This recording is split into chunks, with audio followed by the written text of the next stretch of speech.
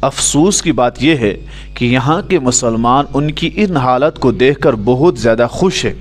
ذرا سوچئے، کیا مسلمان ایسا ہو سکتا ہے کہ اگر کوئی مسلمان پریشانی میں ہے، مصیبت میں، اور دوسرا مسلمان اس بات پر خوش ہو جائے؟ یاد رکھیے، اگر کسی پر کوئی مصیبت ہے، پریشانی آئی ہوئی ہے، اگر ہم اس پر خوش ہیں تو یاد رکھنا وہ مصیبت اور پریشانی ہم پر بھی آ سکتی ہے۔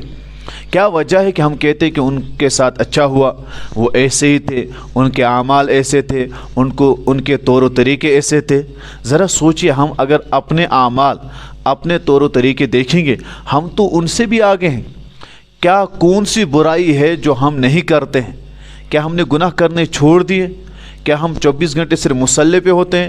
کیا ہم 24 گھنٹے صرف عبادت کرتے رہتے ہیں؟ تبھی تو کسی شاعر نے کہا ہے، ما بال الناس لا يرون عیوب انفسهم كيرون عیوب غیرهم لأن الانسان عاشق لنفسه۔ لوگوں کو کیا ہو گیا کہ انہیں دوسروں کے عیب تو دکھتے ہیں، اپنے عیب نہیں دکھتے۔ کیوں؟ کیونکہ یہ اپنے آپ سے عشق کرتے ہیں، اپنے آپ سے انہیں محبت ہے۔ افسوس کی بات ہے کہ پاک پیغمبر صلی اللہ علیہ وسلم نے فرمایا، المسلم اخو المسلم، مسلمان کا بھائی ہے۔ اور نبی نے فرمایا یہ ایک جسم کی طرح ہے۔ اگر دنیا کے ایک کونے میں کسی مسلمان کو تکلیف ہو تو دوسرے کونے میں ہمیں تکلیف ہونی چاہیے۔ کیوں؟ کیونکہ وہ ہمارا مسلمان بھائی ہے۔ ذرا سوچئے، انسانیت کے ناطے بھی اگر کوئی مصیبت میں ہے، کوئی پریشانی میں ہے، کیا ہمیں اس پر خوش ہونا ہے؟ کیا ہم ڈیسائیڈ کریں کون نیک ہے، کون نیک نہیں ہے؟ کیا ہم ڈیسائیڈ کریں کون جنتی ہے، کون جنتی نہیں ہے؟ کون جہنمی ہے، کون جنت میں جائے گا؟ کون گناہ گار ہے اور کون نیک ہے؟ کیا ہم ہی نیک ہے، باقی سب گناہ گار ہیں؟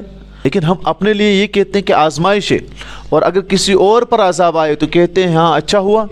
یاد رکھیے، اگر ہمارا مزاج یہ ہے کہ ہم دوسروں کو تکلیف میں دیکھ کر خوش ہوتے ہیں، دوسروں کو پریشانی اور مصیبت میں دیکھ کر خوش ہوتے ہیں، تو یاد رکھیں ہمارے اندر ایمان کی کمزوری ہے۔ ہم مسلمان اور ایمان والے نہیں ہیں، ہمارے اندر انسانیت ختم ہو چکی ہے، ہمارے دل نرم نہیں ہیں، ہمارے اندر دوسروں کی محبت نہیں ہے۔ مسلمان تو وہی ہے جس کے دل میں دوسروں کی محبت ہو، دوسروں کے اگر وہ تکلیف میں دیکھے، کسی کو پریشان دیکھے تو اس کے اندر کڑن ہو کہ یہ تکلیف میں کیوں ہے، پریشانی میں کیوں ہے۔ وہ تو چاہیے اسے کہ اس کی پریشانی اور تکلیف میں دور کرے۔ ہم یہ جملہ پڑھتے ہیں کہ حضرت عمر بن عبد العزیز رحمہ اللہ کے دور میں جب ایک بکری کسی پل میں اس کا پاؤں پھنسا اور ٹوٹ گیا تو اس پر چلا اٹھے، ہائے یہ پل جو میں نہیں بنا پایا، کہیں یہ بکری کل قیامت کے دن میرے خلاف مقدمہ دائر نہ کرے۔ یعنی جانوروں کی بھی ہمیں اسلام یہ کہتا ہے کہ ان کے ساتھ محبت رکھیں، ان کا خیال رکھیں، اور ہم ایسے کہ ہم مسلمانوں کو نہیں پوچھتے۔ اللہ تعالیٰ عمل کی توفیق عنایت فرمائے۔